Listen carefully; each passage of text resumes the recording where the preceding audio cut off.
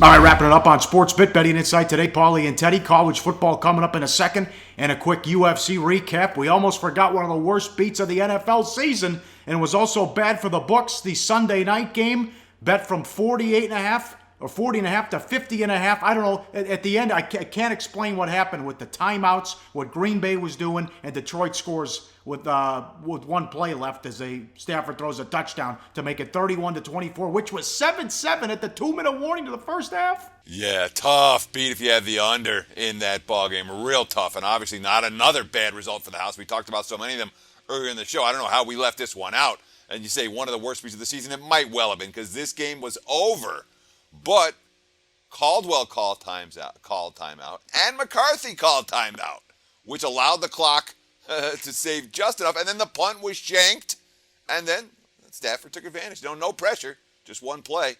Game goes over the total. Ouch for everyone involved in that one. Congrats if you cash that over ticket. Stafford throws it up for grabs. He's rewarded, and bettor's rewarded as well. A vicious beat if you had the under. All right, to college football. How about Saturday where a lot of support for both dogs? Both games, Teddy, over at halftime. Yeah, I mean, the line on Alabama dropped as low as -12.5 at some spots against Washington. The wise guys love the Huskies in that one.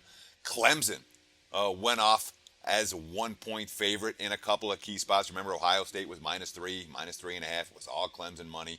And, of course, the first lines out of the gate for the title game, the first book posted, Canner Technology here in Nevada. The first line they hung was Alabama -8. That quickly down to 6.5, where it is across the markets right now. The closing line when these two teams met in the national title game last year, Alabama -6.5, exactly where it is for the rematch. We talked about this on Friday's show. We love Venables and the job he's done as defensive coordinator. Did he earn his money or what? I mean, they dominated the line of scrimmage. Ohio State, Urban Meyer shut out for the first time. Come on. And Urban Meyer with extra time to prepare. You know, the guy has been a point spread machine in that role. I mean, quite literally. But, I mean, look at Ohio State's production. This graphic will show you. Let's see, they had 9 first downs, 7 punts, 3 turnovers, 0 points with their senior Heisman contending QB. Dominating performance from that Clemson defense. And considering the struggles that Alabama had moving the football against Washington, maybe that's a concern for the Crimson Tide, although I think the Crimson Tide might have a better game in them than the one that we just saw. I would say. The play calling in that Washington game was a horror show. Why Washington didn't run the ball to get to halftime. You could see the pick six coming, and I know Saban was chewing out Kiffin. They kept throwing the ball on first down, and they couldn't stop Scarborough in the run. I mean, Hurts was 7 of 14 for 57 yards in the game. Yeah, now look, those college football play semis, that were not really what the books were hoping for. I mean, the Squares played Bama. Everybody played Clemson. Neither was a great result for most books here in Las Vegas, although the books that catered to wise guys did okay.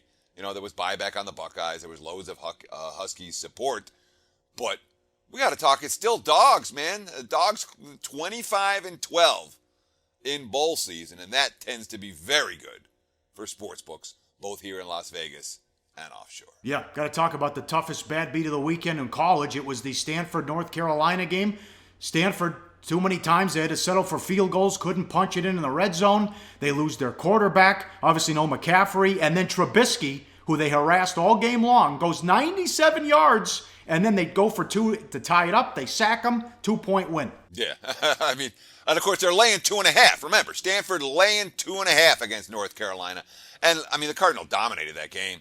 They really did, but they went 0 for 5 in the red zone.